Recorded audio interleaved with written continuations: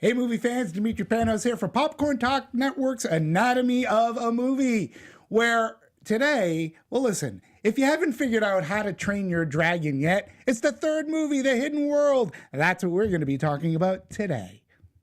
Welcome to Popcorn Talk, featuring movie discussion, news, and interviews. Popcorn Talk, we talk movies. And now, here's Popcorn Talk's Anatomy of a Movie. And welcome movie fans again, it's Demetri. Popcorn Talk's Anatomy of a Movie, where today we talk about the decade-old franchise or series, I want to call it series, How to Train Your Dragon, which is capping off How to Train Your Dragon 3, The Hidden World, soaring to new heights. And of course, my lovely co-host, we've been doing this for 100 years, Marisa Serafini. Hey. Feels like. Hello, everyone. Hey, easy. I'm your host, Marisa Serafini. Yes, I'm excited to talk about this. Just as excited as we were to talk about it for How to Train Your Dragon 2, back when we used to be in a house, believe that or not. It's been years. It's been a few years, and we covered the second one for Anatomy of a Movie. Kidding me? Yeah. I know we covered the second one, but it was back. Me, Phil, and Sarah Stratton.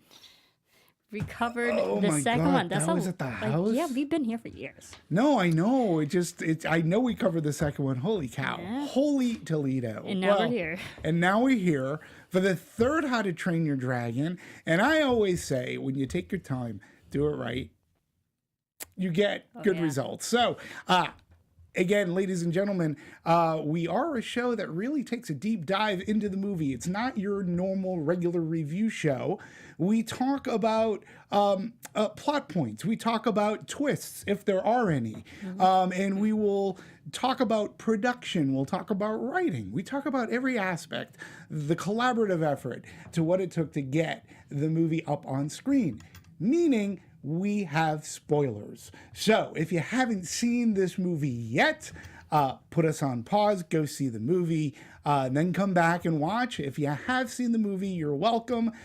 If you haven't seen it and you just want to watch to see if it might be something, maybe we sway your opinion. Maybe you haven't seen the first two. So you should put us on pause and go back to number one. Absolutely. But we just want to let you know, first and foremost, that it is a spoiler heavy. And as we start off with every show, we talk, we give our opinion, which we value opinion, even yours. So, Marisa, what did you think of How to Train Your Dragon 3, The Hidden World? Okay, not gonna lie, super excited about this. It was my most anticipated film so far of 2019 because they've been promoting this film forever. Always been a fan of the How to Train Your Dragon films, even since the first one. You remember how excited I was for the second one, so equally excited for this one. And I'm just so glad it just wrapped up everything so nicely. There was emotional beats at the end. And I'm like, damn it, the last 10 minutes. Just as a fan, and I'm an adult, watching this film. And so it really resonated well with me. Visually striking, as always. Storylines, it's great to see characters grow in real time over the course of 10 years. So we see where all these characters are now. And I've literally enjoyed the entire dragon ride this whole time. And I'm so glad it finished strong for a third film, too. It did. Yeah. I agree. I think we're really fortunate now as moviegoers, as movie lovers, that the art of animation, and much thanks to Pixar, that a movie like How to Train Your Dragon 3, a third in the series, right? And it's so rare that the second in the series, right, a theatrical series, it's hard for sometimes the second movie to be good, which it was. And then to make a strong third entry is very difficult too. However, I think this series is as Pixar as non-Pixar, that it is. It really, again, it showcases the medium of animation and the power that animation can have as a storytelling tool. And we've been fortunate the past year. We've had Spider-Man Into the Spider-Verse, right? Takes another leap and uses animation. Of course, Pixar is around forever. We already know how good they are. And there's a lot of animated studios out there. But I think the How to Train Your Dragon and what DreamWorks has accomplished within a decade is they've really made each movie individual, where each character has had their arc, but yet the three movies have a beautiful, wonderful through line. There's a maturity to the characters. They not only arc in each of their films, Their dragons arc too. Absolutely. That's what I really loved about this movie. This is, this is really a Hiccup and Toothless. This is their story. This wraps things up beautifully, and I felt that it was beautifully told. I think from a film perspective, it seemed to have been filmed as if it were live action. To me, I thought some of the flight scenes were breathtaking. I saw it in an AMC Prime in 3D, and it was gorgeous in 3D. I'm sure. The colors popped, the swirls of the clouds. It was really well done. And it had so much heart, and there were stakes involved. We'll talk about, there were some characters I wish were in it a little bit more, but everybody contributed. But ultimately, being that it is Hiccup and Toothless, it was their story. And I felt that if this is the last How to Train Your Dragon movie, which I'd be okay if it is, because they've ended on an extremely high note. And no, I completely agree. And I remember doing the research for the second one when we talked about it, where the director, Dean, he when he pitched this film, he originally pitched it for 3 films, and that was it. And which I remember us saying that's a really ballsy move for a director to already pitch 3 solid films before the first one even came out. And now when we get looking at the end product of all 3, you're like, yeah, he really had a vision, and he really executed it, saw it throughout all these 10 years. Absolutely. And this is like the perfect example to see a great executed franchise when given the time and the creativity, compared to not just to put a film out for a franchise sake to make money and to have return, but this was for the passion and for the characters that grew up and people who grew up with these characters. Really, this is how you properly execute a franchise. That doesn't say, hey, we put this out just for money. No, we put this out for love. Yeah, absolutely. And they really took a page from like the Pixar book, where story. Let's iron out the story. Where are we going to go with these characters? And that, to me, once you're getting hooked into this story, this is unlike a lot of other animation that we see. You can tell is purely put out for kids, which is fine. I get it. They're very successful. Characters that can't talk and do it. I get it. That's fine. Works. But when you push the medium to use it in a way to tell good stories that kids, when they grow up, they'll see the movie again and look at it differently. Adults can walk away going, hey, I just saw a really good movie. Wow, what amazing themes were tackled and talked about. And it had the heart that we become accustomed to get out of a Pixar movie. And that's, to me, it's amazing when I can walk out and think each movie was as strong, if not a little bit stronger than the preceding one. And I walked out and I felt good. And it had a resolution. We're going to talk about the ending, because it could have ended one way and I would have been okay. But I'm really glad as to how it actually ended. Yeah, same. And I want to talk about that, because some people could have an argument, oh, it should have ended this way, but I'm glad it ended the way it did. And throughout the whole movie, really, the relationship between Hiccup and Toothless is what it's all about. There is an amazing poster, or like billboard or bus shelter, that shows Hiccup holding Toothless's head, and he's like nuzzling his head against him. There's a billboard that's literally outside this building that I keep walking by. I'm like, it's amazing. And just that it shows their love between each other. And it sums up so great. It sums up the heart of the movie. It does. It really does. And so yeah, obviously the both of us, we can say we are grown adults who love these characters. But it was really good. And again, I think where the second one really took off too is from a cinematic style. I think it looked even better than the first one. And it had these cinematic elements, especially when you had a gentleman, a well-noted, famed cinematographer, Roger Deakins, right? Yeah, Deacons, man. Did the cinematography for 2. He comes back here as like a consultant for 3. But it makes all the difference in the world when you're taking your subject matter so seriously. And the look of this film, the action sequences, they come off like live action sequences. There's a look, the lighting, the shade, everything about this movie really draws you in. But your main 2 characters, it's their relationship and the trials and tribulations. Like, yeah, it's their friendship, and it's great. Yeah, and but the great thing also about this film is that, yes, we're always rooting for Hiccup and Toothless, but also you're rooting for even the side characters too. Sure. That aren't the main leads, and like you're rooting for Astrid, and you see literally the whole town grow, and the personalities change from the first one to the second one to this one. We see what started off of resistance towards dragons is now on this unbridled passion for the dragons that they don't want to let them go. Right. Where in the first movie, they were literally killing the dragons. Right. So you see just the growth, not just of Hiccup and Toothless, but in an entire community. You do. And that's where, just as us, the audience, we're also part of that. Like, no, we love the dragons too. Yeah, we don't want to see them go. It's a maturity. It is. It's growth. It is. It's growth. And that rarely ever happens in these movies. And just to give an example, right? So you had the first Cars movie. The second movie, not so good. They come back with Cars 3, right? But it would have been nice to have a strong second movie. The Toy Story franchise has done a wonderful job of maturity. However, our characters in Toy Story can't physically mature because they're toys, right? But from an emotional standpoint, they get it. It's good. This movie has done a fantastic job of seeing the characters not only emotionally mature, but physically mature. He's not the There's same just Hiccup. growth. Yeah. There's growth over the years. It's quite amazing that the detail that they put into the animation to see that growth. And to your point, I mean, Hiccup is now leader.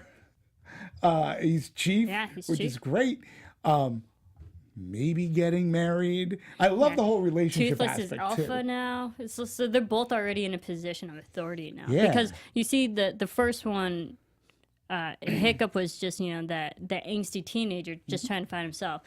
In the second movie, he ultimately becomes chief, but like he steps into a role of leadership. In this one, he's already there. Right. So, and then again, with the growth. And it's cool to see just him growing, and from the first one being a person who didn't even have confidence in himself to now confidence where an entire town looks to him as a leader, even though he's younger than everyone. He's just also in a different mindset.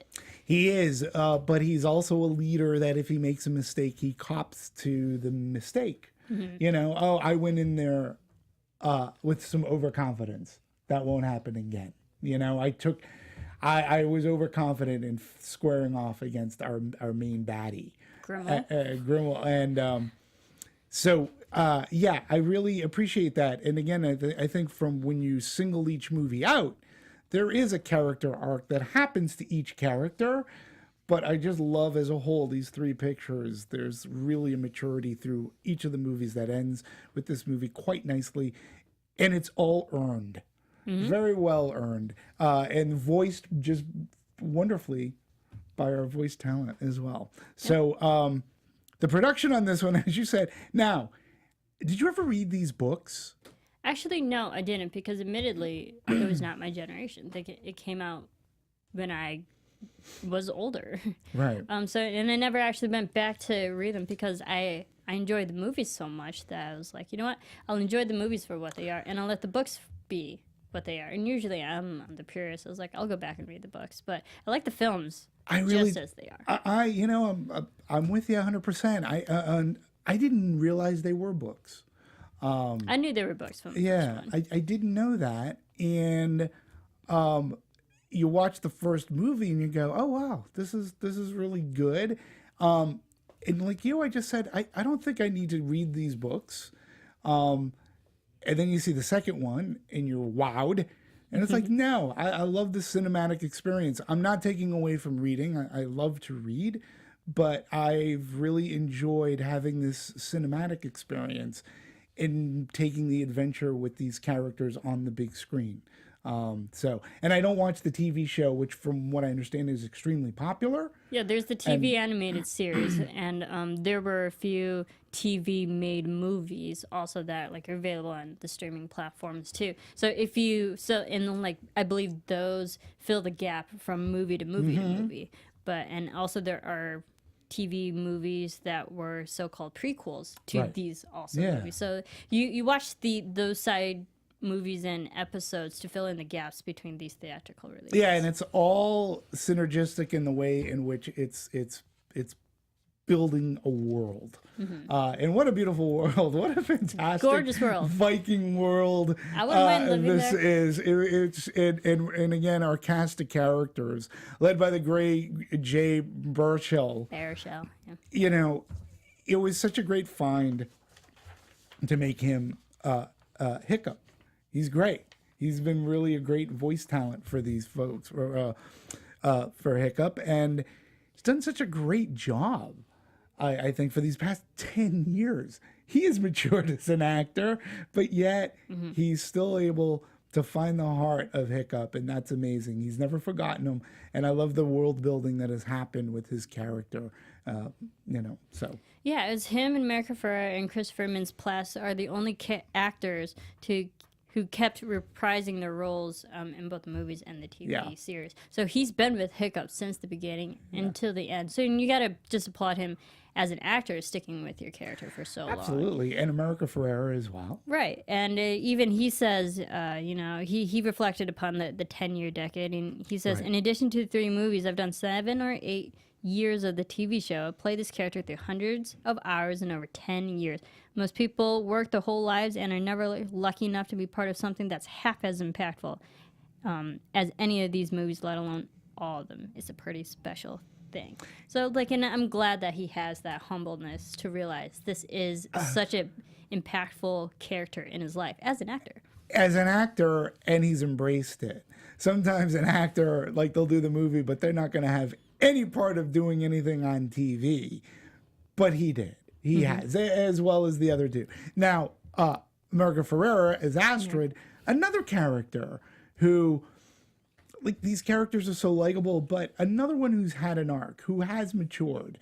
And even though our character Hiccup is matured and leader of the clan, she's pushing him towards a more serious relationship, which is both poignant in this story, but it also leads to some good laughs as well. And I think America Ferrera is perfect for Astrid. She is great, and she is just a good female woman actress now. That's currently my generation. She's only a few years older than me. Right. So I've literally have watched America's career basically my entire life. I watched her grow on screen, not just with her character, but just her as an actress from movies, television, Ugly Betty to now Superstore in this movie and everything in between that she's done. I've seen it. Yeah. I am just a fan of her. And she also has the same sentiment with her characters. She says, I wanted to see the girl kicking butt, and that's what I love about Astrid. Yeah. And Astrid is a kind of revolutionary, female woman who's not only just stands beside Hiccup throughout all these years, she pushes him in the best ways. She pushes him to be the best leader that he can be. Absolutely. Like a good woman should. And it's a really great relationship that is really built within the series. And again, it is as much heart as, the relationship between Hiccup and Toothless. And you need that relationship, which helps carry the movie through and carries the theme of love and support, as you just mentioned, which is great because it can come from all shapes or sizes, as How to Train Your Dragon shows you. So, it's just amazing to me too that, again, story. And when you work on a movie, when you work on a series that's decades old, right? Dean DeBlois talks about all these permutations of ideas in script and working on storyboarding and then looking at the storyboards and going, it's not paced right. Yeah, let's change that. Change this. And again, it's similar to a way, because we've talked a lot about Pixar movies and the other Disney animated, like a Zootopia, right? And so it is about how do we refine what's the heart of the story, and they really take all the years between movies. What's it been since How to Train Your Dragon 2? It's 5 years? No. Wait. 2014? Yeah, about 5 years. 4 years. Four or so years. Yeah. That they've had 4 years. We're not going to put out a crappy movie just to end the series that way, just to make money. We want to do it. Exactly. This is really the well. example of having actual time to create a full, fleshed out story. Right. So, and I like how they will always refine, where Dean will refine message, concept, emotions, and they take the time and care to iron that out, work with their voice talent and then their animators, which is fantastic. Fantastic in this movie. We'll get into the animation. Oh, yeah, absolutely. So, and being that it's like 10 years, Dean just has to go. Actually, all of it. Well, but the director, who's the driving force between this, at the end of it all, he's just got to go, huh. And I'm sure there's a catharsis about it, a cathartic release. But at the same time, it's got to be, I love these characters. Right, and 10 years is quite the undertaking. Absolutely. So, but like you have to applaud what he has managed to do successfully in 10 years. Yeah. To create an entire franchise, an entire series, because it's not just the movie he worked on. He worked on, the television show also. So I liked how you can have that one director who just shows his passion in the one thing. To put like a stamp on his career. And the other thing too, tell me if you agree with this. I like the fact that he's involved through all of it, because it's a through line. It's a continuity, not just in the story, but in its creative aspect. So these people keep things moving, but they take time for the continuity because they're so familiar with it. And so they too are going along with the continuity, and they add, I think it just adds to why the cinematic series of How to Train Your Dragon has worked so well. I mean, do you agree with, like, by having the same creatives on board, like Dean, and overseeing the stuff? Because we've seen it in other franchises where you can definitely tell someone else came in and changed things. Right. And when you watch all three of these movies, which I did actually in a week, I made my boyfriend watch the first two. I was like, oh, we're watching the third one. You don't have a choice. And so I did watch all three in quick succession, and it's so consistent throughout. Like the look and the vision, the characters. There's not a big change anywhere where you can tell, oh, this is where the director or the producer came in and changed everything. Right. It didn't change the tone. It didn't change the story.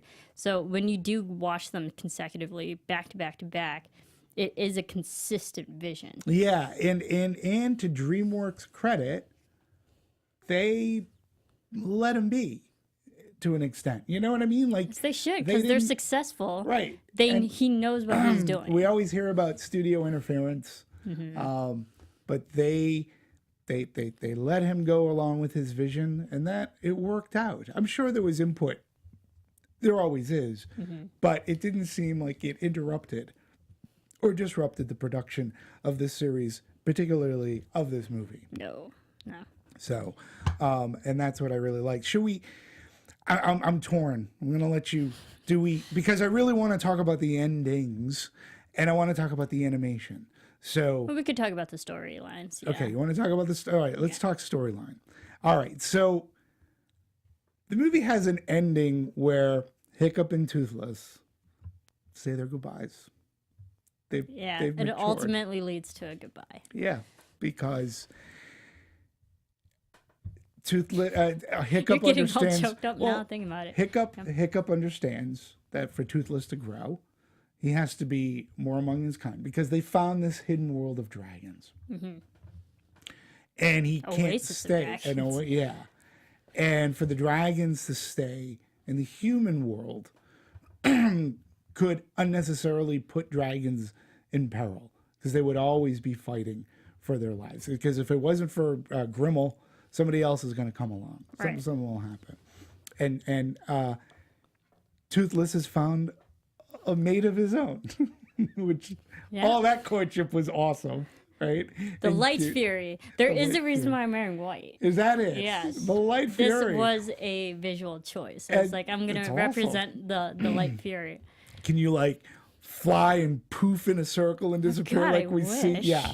It was, and that's the other thing too. We introduced Did new she characters. just disappear? Yes. I'm like, yeah. Yeah, it was So, awesome. and I like the introducing of the female version of Toothless, because we've Yeah. seen like such a Hiccup and Toothless. We've seen like a male dominated characters in this film, which is totally fine. But to add the female, and you always see it with like birds or just different animals of their own kind in the animal kingdom, and you see the male has these certain type of personalities and roles, and then the female does this, like the lions.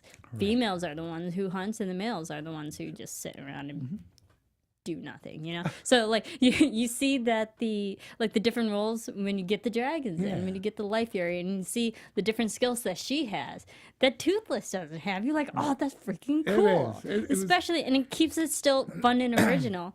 Having watched that for 10 years, you're still seeing new things, new Absolutely. personality and character traits.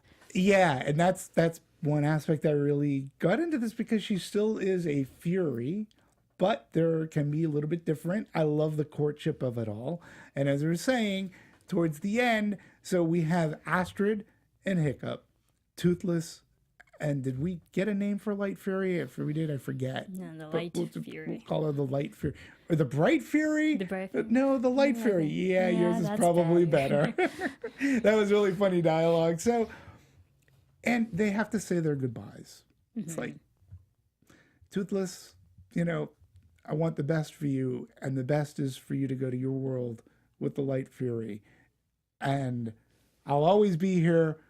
You'll always be in my heart. And they have a great moment, and Toothless Sends him flies on his away. way.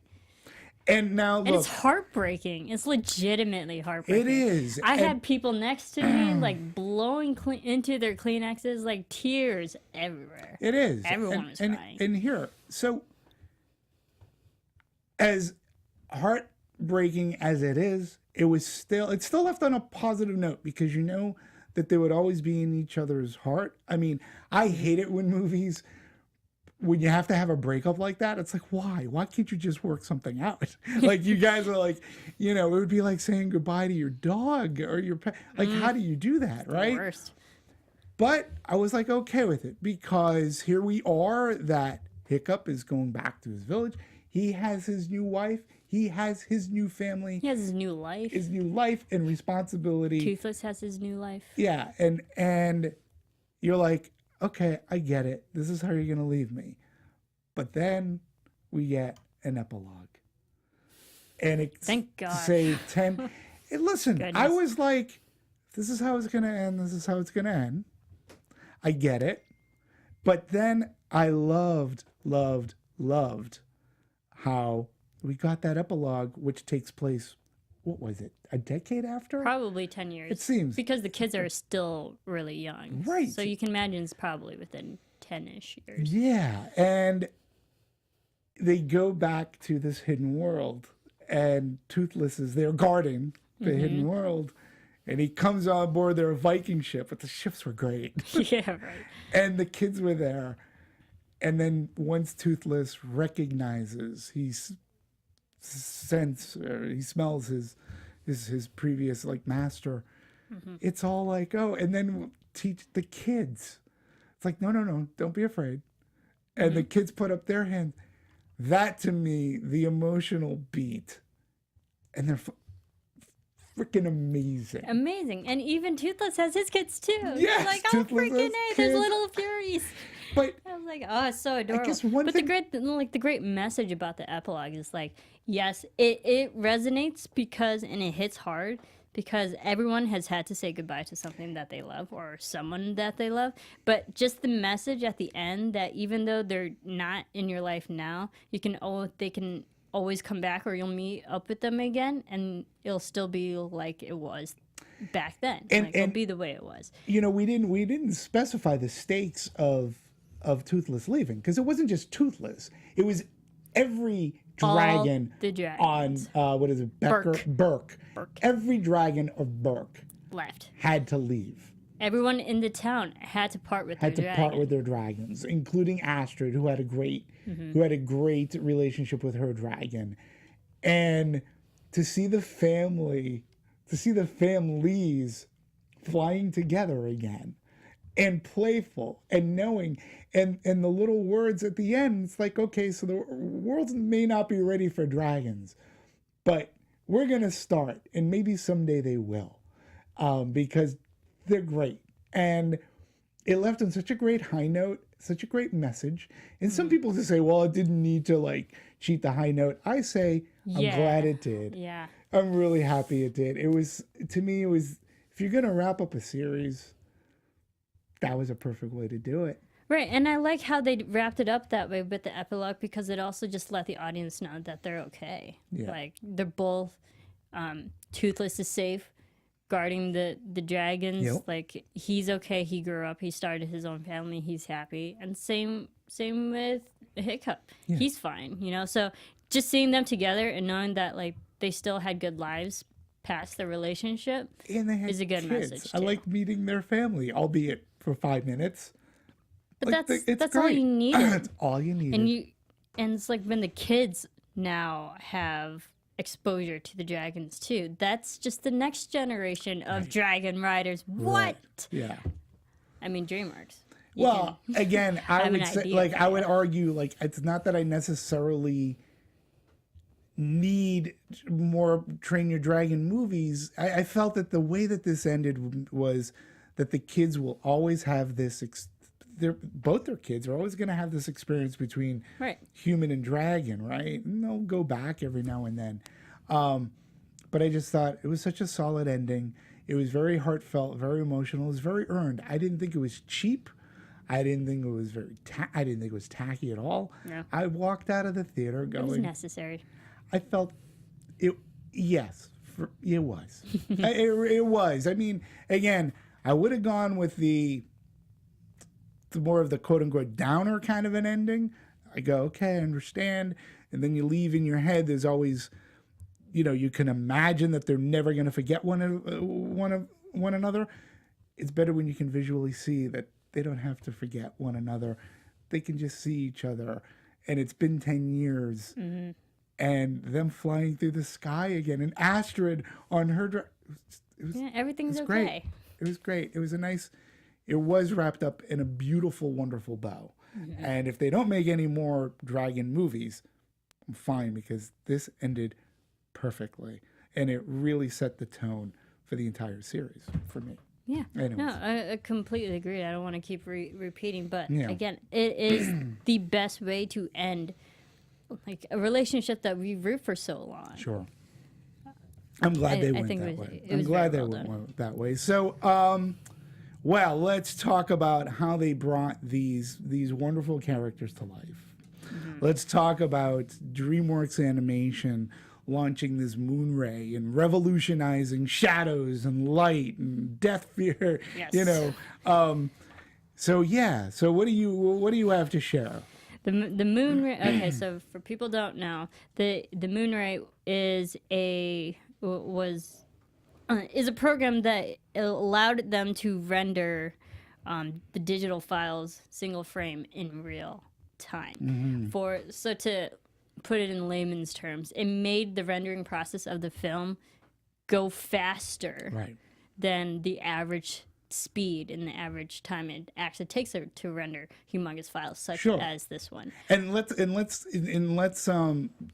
just to give you a point of reference of what she's talking about. So there are some parts of Hidden World where there are more than 100,000 digital files for one frame of One film. frame. One frame.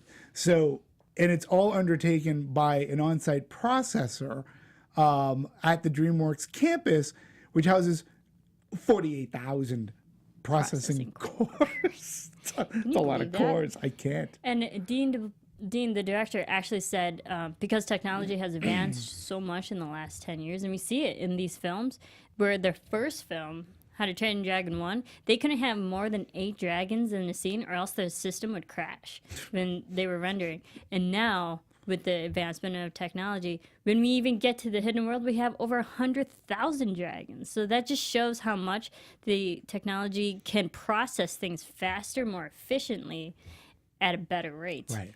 Going from 8 dragons to over 100 plus thousand, just really shows the pixels and just the colors and all the file inputs that they're processing all at one time. That's crazy. And yeah, I mean, just from the opening shot of the Vikings new village with the very colorful spires where the dragons were hanging out. I mean, right there, like, was a striking image that if you compare it to the first film, they could have never done that. Right, no. First film was just like I shouldn't say a ghostly town, but it was just like a town with a lot of grass. It was calm at some points until the dragons showed up. So, yeah, and just a little other background, too, regarding this moon ray. So it calculates light as it is in the real world, mirroring how shapes bounce off of fabrics and surfaces, and it injects billions of light rays into a scene and gives sense to light and shadows based upon the path that they naturally take. So, and what's cool about that, just going back to earlier when I was talking about the movie is filmed as a live action movie. This Basically, is the stuff. Well, when you think about it, this is stuff that happens when you're filming live action, like the way that that light will bend off of something or bounce off of something. They're creating it. And again, when you watch the movie, you can tell the painstaking the effort for the detail to happen, whether a dragon's flying through a cloud or going from dusk to dawn or whatever. It's or really even there. entering the hidden world. Yeah. The colors legitimately and literally change on screen, Right. going from like the normal flatter colors that you see in real world, and then when you get transported into the hidden world, into the dragon world, the scales change, the light change, the mushroom pores and stuff, colorful change, like the clothes change on the characters, you know. So like visually, it just gives us a sense that this is a different world when the color scheme is different too. Right. Absolutely. And the ironic thing about it is when Hidden World was in pre-production, Moonray wasn't ready to go. It wasn't ready. They were worried it Like, wasn't going to be done for the film. But we got this. It's like, well, more storyboards. Take out. But Push the I'm release glad date. Push the release date. And, you know, I'm glad. And it really is great. You know, you have to, again, I'm going to go back. You have to, whether you liked this movie or not, and the movie I'm referencing is Avatar, you have to give it credit for what it was able to create as a completely imaginative built world, because since then we've seen a lot of other similar types, and I think How to Train Your Dragon Hidden World here very much had that palette, but it made it its own, and it was beautifully bright, and you loved all the dragons have their own physical personalities outside of the regular personalities. Physically, you could pick out each dragon, and that too means a lot because they are their own characters. Yeah. They're not copied and pasted. No. And the great thing about the hidden world is that when you enter it, you can literally see this is paradise. This is an oasis. This is a safe haven for the dragons. We got that because we definitely understood that this is a safe world for the dragons to be in. So all the dragons should be here. It makes sense that all the dragons come here. Absolutely. And the other thing that it afforded this Moonray, it afforded the creatives was they were able to change their workflow so that multiple departments could simultaneously work on a problem together. Like, so it wasn't like, oh, we got this file, let's bring this over here. It allowed everybody to, it was all about the collaboration, and it allowed for really real-time collaboration, which is fantastic, I think. So what else do you have for us? Yeah, well, some interesting things. So, like I said, the first movie had 8 dragons, or it would crash. But there were over more than 65,000 dragons in one shot of the hidden world. Only that's just one shot, not compared to the other ones. They had a mind-boggling 68 million mushrooms and 79 million corals, and over 1,097 unique prop assets, and 756 nails in Hiccup's house. That's just crazy. The little details. That's not even the dragons. That's just the environment. Environment. Yeah. And and I Crazy. always, whenever we talk about animation like this, I always go back to Zootopia when we were talking about Zootopia. trees. And the right? fur. And the fur. Painstaking fur.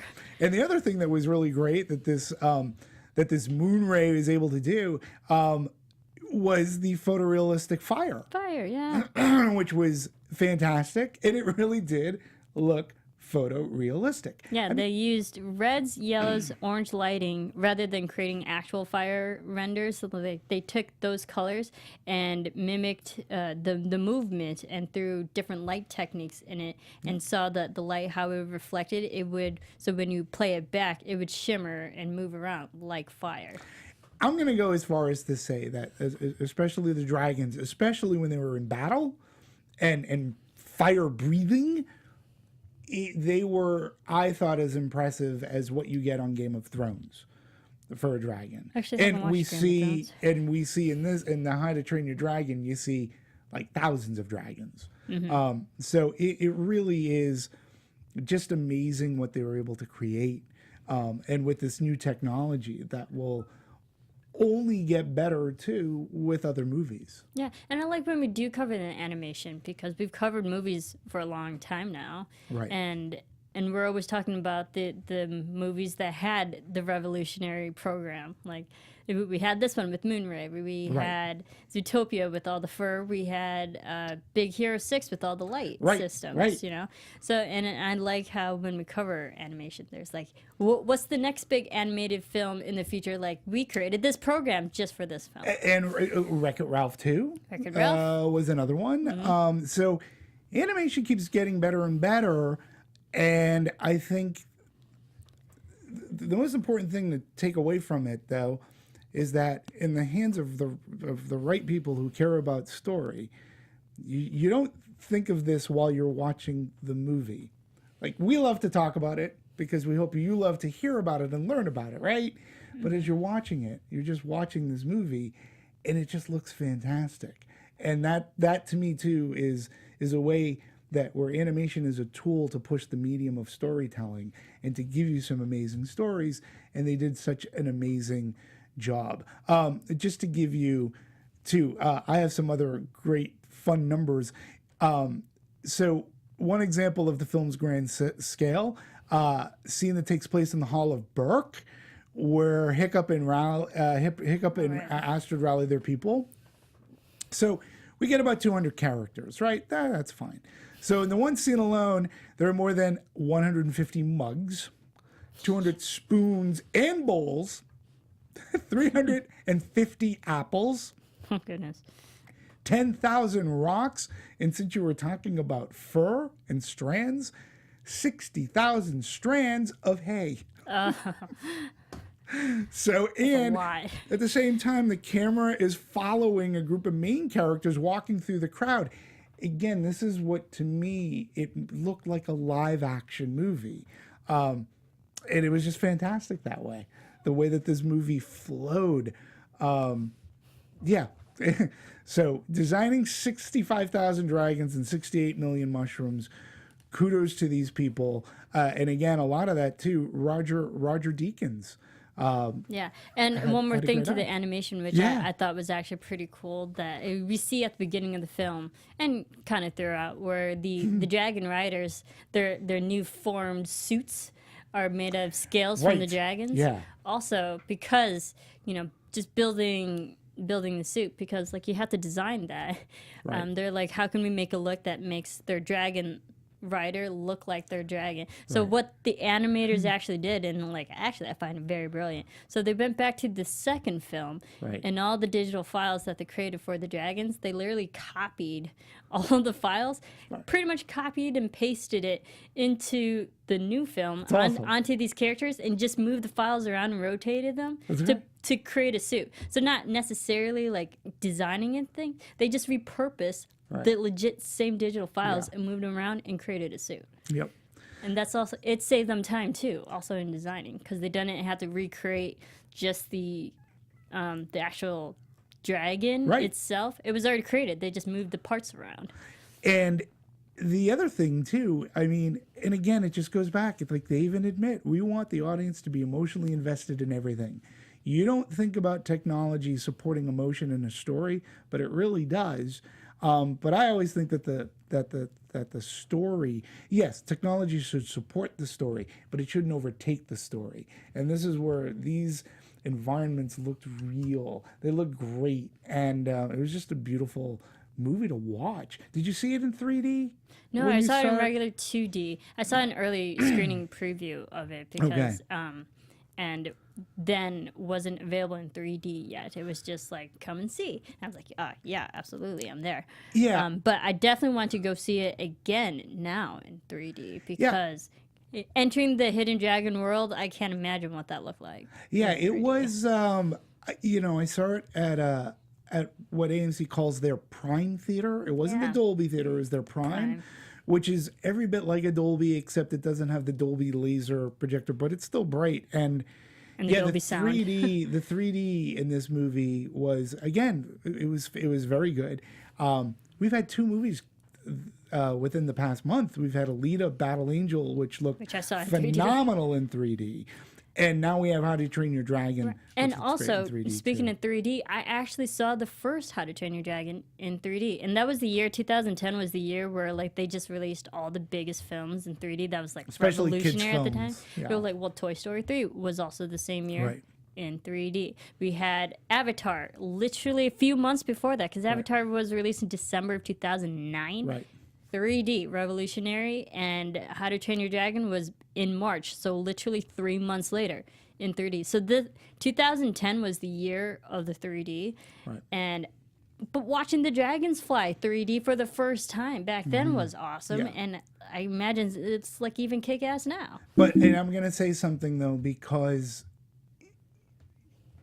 to How to Train Your Dragon's credit, and to the creatives behind it, it wasn't cheap 3D. Nope. It was, it was always strive to be the best. And when Avatar came out, that really set a high bar. And How to Train Your Dragon was one of those few animated movies where the 3D actually expanded the levels of the world, and it gave it a great contour and texture. And watching this movie in 3D, again, it was never blurry, never got a headache, never got sick, saw everything. It was beautifully rendered in that format, and I think it really, I think it worked really well. Yeah, and this is the fourth Universal animated film to be produced in the 2.35 to 1 aspect ratio. The other ones being Tale of Despereaux, Despicable Me 3, and The Grinch. Yeah. So, one other thing, Bonnie Arnold, I believe, who is a producer on this thing. Again, it should be no surprise that this woman comes from. She worked on Toy Story. She worked on Tarzan. She worked at Disney. So again, it to me that makes sense, because when you have these people coming over, it's like, well, yeah, you want to make this work. Story. Let's figure that out, and then let the technology come up to meet our story. Yeah. And then we'll make it work. And I think it was, I think it's great. Yeah. Really, the really technology evolved just like the dragons and characters did. Absolutely. And they did it in a great way. So now we should talk a little bit about its let's talk about its reception, its numbers, its... I'm surprised you didn't want to talk about the music, but yeah. Oh, by John Powell. Again, another person who's composer who's been through all three films. Yeah, and I think that thematically, when you have this team is now a family. Yeah. Okay. And when you are there from a thematic standpoint, your director knows how your orchestra, how your conductor is going to compose this music to fit. I thought the music in this actually was quite tight. It was really good. It added levels of excitement and flying through battle, and when it took time for the heart, it was there. Our Viking music was great and original. Yeah. He created a whole new theme song for The Hidden World, and he repurposed a lot of his original cues, but put more spin on it, I guess you can say. But they recorded it at Abbey Road Studios in London. The third time he refined it more so. John Paul refined his music, and they had actually under like the recording session, the director and the composer reflected through the journey and recorded things live, which is great. And then they added Celtic harp, Scottish players, and Scottish player Maeve Gilchrist and Eric Whitaker's choir did all the choral work for, and then there was bagpipes also. Right. So we got a lot of that Celtic traditional music in it as well, which you get from the first. I was listening to both the first and second soundtrack a few weeks ago. Oh, really? Yeah, it's okay. It's an amazing let me ask you, orchestral sound score. Just to listen. Well, I want to ask you though. Mm-hmm. So, did you find there was much difference between first, second, and now the third movie? I haven't listened to them as not recent really. as You know how like John Williams, he creates his Suites individual correct. Scores that are really memorable. Like you know the certain score when it's like a Darth Vader score or something. Right. So it's kind of like the same thing. It's like you hear the same nuances and the same notes, but kind of repurposed in a little way. But it's still the same music. And it takes you back to the first one. Yeah. But it's just a little different. It's a little bit more modernized. And its own spin. Mature. Yeah. And he puts his own spin on his own music. Right. But it doesn't really stray that far away from the original. Yeah, it's a really solid score, and if you see it in a really good theater that has awesome sound, it really pops. Yeah, it really pops. It's and it's something that really adds, I think, to the entire scope of the film. So let's talk a little bit about numbers. Number one, I'm going to throw at the production budget here, which is somewhere around, let's say, 129 million for production budget. We talked about a movie a few weeks ago that was like 170 million. 129, this movie looked really good for an animated movie. But let's talk about what it's done thus far. So it opened the weekend of February 22nd, right? It came in at number one, and as it should have been, which I said on our other shows. I was like, it's going to be number one. It's going to beat out Alita. Now, again, I'm going to point out something. Tracking had the movie at like 35, 45. The movie, the opening weekend, it was $55 million. $55 million domestic. Thus far, to date, it's over $65.5 million domestic. Here's a number I'm going to blow you away with. Foreign, $217.5 million. That's 76.8% of the entire gross. Huge in foreign market. Worldwide, we're looking at $283 million total.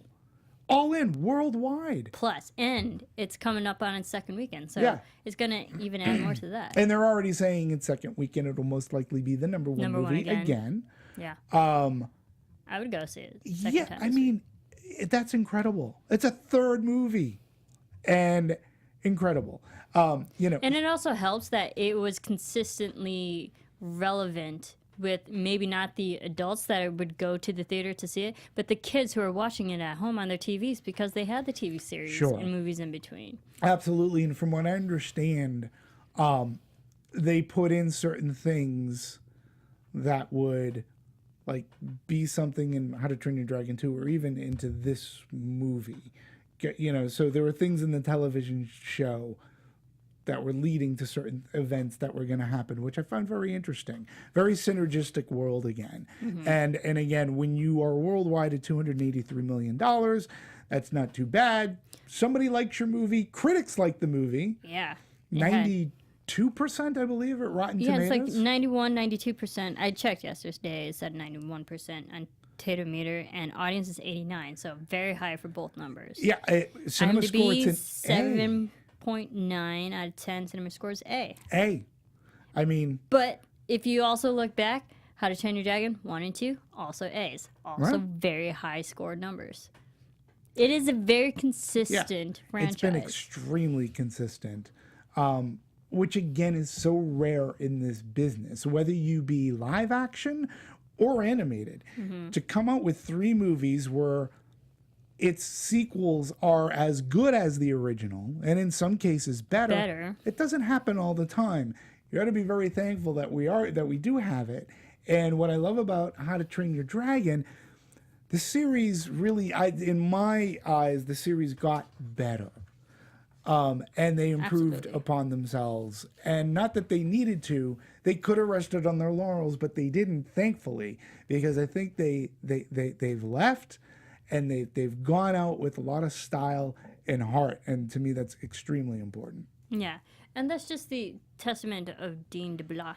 Absolutely. From the get-go, he believed in this series so much that he pitched 3 films. No director does that. You pitch one, you're lucky to pitch one, and they say yes. Especially if it's animated. Yeah. Especially if it's animated. So I wonder what's up next for that guy.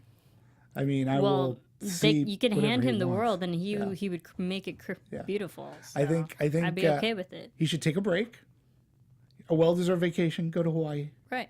go someplace. But also take And on then- the next. Yeah, Like, you don't have to make it a franchise. Just make another good, solid I'll watch. animated film. Knowing that he's a part of it, I'll watch it because I know that this is a man that, at the very least, I'm going to get a good story out of it.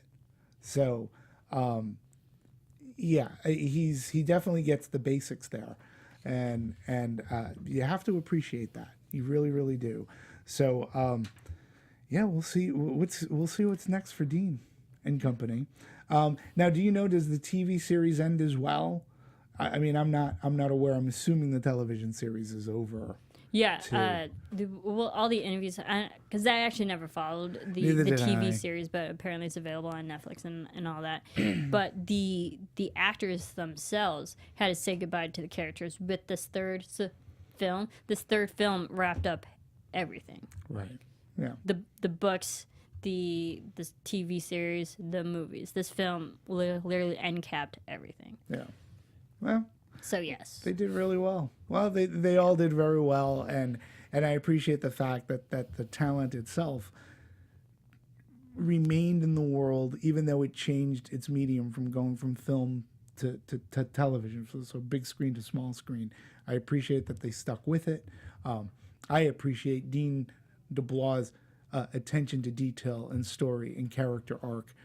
It makes for I think it makes for a fantastic cinematic experience.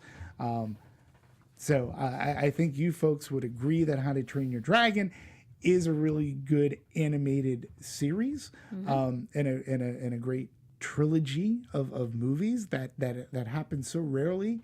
I had the first 2. I'm definitely getting the third one. Yeah, I think they were just advertising one of the some Blu-ray website I go on.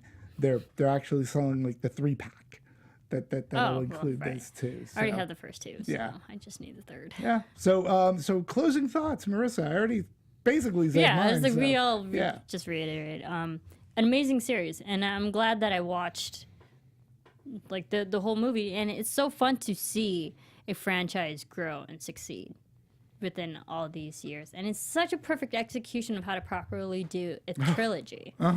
It's like other people can take, notes from this.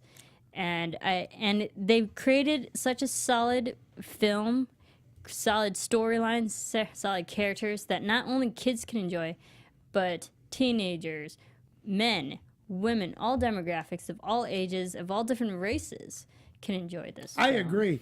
One other thing to note, Dean DeBlois and company, each movie is its own standalone movie. Like the second movie, the sequel here, it doesn't end on a cliffhanger. It is a self-contained beginning, middle, end. Right. The first movie, beginning, middle, end. This one, beginning, middle, end. So it's not like, it's great if you see them in the order in which they came out, but each movie does stand on its own legs, and you don't necessarily need to know what happened before, because everything is, I felt, expertly played out for you. It was explained really well. As someone familiar with the movies, you get a better sense of it, but it doesn't leave newcomers in the dark whatsoever if you hadn't seen the second one. Right. And I appreciate How to Train Your Dragon because, I know we're wrapping up. Yeah. But when the first one came out, it came out at the same year as Toy Story 3. Yeah. And when Toy Story 3 came out, I was so tired of this franchise already. I was like, it just... And then when the first one, How to Train Your Dragon, came out, I just felt it was so original. I remember ranking How to Train Your Dragon 1 above Toy Story 3 that year. Don't at me. But this movie is just... And the storylines is so original. Yeah. And I applaud it in that sense, to be original and to keep continuing to grow 10 years later. Applauds all around. I think it's very fascinating that we have a How to Train Your Dragon movie that's out now, and then in a few months we're going to have Toy Story 4. I know. It's very, very interesting. But again, Toy Story 4, not original anymore. That's No, been but 20 years now. yeah, Compared and to I'm 10. sure we'll have a lot to talk about when that comes out. I believe, well, we were together That's for actually the going first... on well, it's 25 years. I mean, the first one, Toy Story 1, came out in 95. So we're going on 25 years. And we weren't around together. We didn't know each other when the first How to Train Your Dragon was released. No. So sorry, as you know, for the million shows that we do have on, How to Train Your Dragon 2 is there. So you can watch that and then come watch this, go watch 3 and then come back and watch our dissection. So, and there are many more movies coming out this year. Captain Marvel is coming out very, very soon. We will have more animated features, live action features. I think we're heading into a really exciting, fantastic year of movies again. Yeah, we're heading into spring movies now. Yeah. Oscar season is over. Now we're heading into spring movies. Thank God. Yeah. Award Everyone can season breathe. over. So, in any case, well, folks, thank you very much for joining us for this wonderful dragon ride. It's been a great time. It's been a good time I talking want to about see these this movies. as an actual roller coaster. Yeah, I it don't could be ride cool. roller coasters, but I would totally ride this one really if they funny. make it into a roller coaster ride. But you never know with DreamWorks Animation and their theme park things. Yeah. So Let's do it. let's do it. Honestly, DreamWorks, I have a lot of ideas. Well, there you go. That was yes. I can And where help you. could DreamWorks reach you? If You can need reach be? me at Serafini TV everywhere. That's fantastic. Myself at DMovies1701. And of course, right here in the Popcorn Talk Network's Anatomy of a Movie, also on Meet the Movie Press. Wanted to thank you, the audience. I really have to say, I have to bring this up because when we did Alita, we got a ton of response. I mean, a hell of a lot more I read 'em. response than I would have anticipated. And for the most part, it was great. I mean, not everybody agreed with what we had to say, or they had something to add. And let me tell you something. I will respond so long as you say something thoughtful that's not being a bully. You are entitled to your opinion. We will we will read your opinion. I am more aptly to write you back, even if you don't agree with anything that I have to say or we have to say here. If you do it in a thoughtful way that makes me read it and I go, I will tell you that was very thought out. I appreciate your time for watching this show because it's your time. And I appreciate if you write us. Again, you just don't need to be mean. And I was people thought things out. And I was like, yeah, that makes sense. Yeah, so I wanted to say thank you. Appreciate your nice comments. Yeah, I wanted to say thank you for the comments, whether you agreed or disagreed. Hopefully you have some great comments on How to Train Your Dragon. Would love to read them. We look forward to seeing you next week here on Anatomy of a Movie from the Popcorn Talk Network. Well, we'll see you at the movies. See you later, folks. From producers Maria Menounos, Kevin Undergaro, Phil Svitek, and the entire Popcorn Talk Network, we would like to thank you for tuning in. For questions or comments, be sure to visit popcorntalk.com. I'm Sir Richard Wentworth, and this has been a presentation of the Popcorn Talk Network.